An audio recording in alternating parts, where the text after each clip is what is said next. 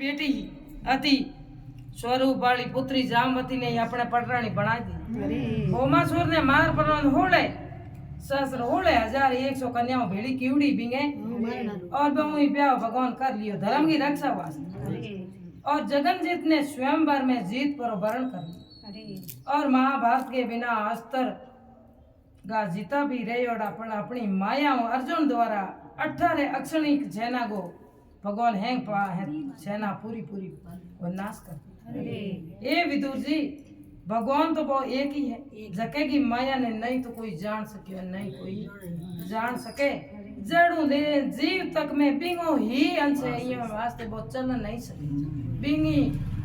दया नहीं होवे तो हाथ लोटनो हर है कोई नहीं इन वास्ते बिंगी दया में रुई आपे अपने हाथ पग चल रही है जीवा तक में वास भगवान लीलाधारी की लीला आ अनंत है अपार है जके ने नहीं कोई पूर्ण संत ही पहचान सकियो। बोलिए सतगुरु बोलिए सतगुरु दयाल जय हो नारायण नारायण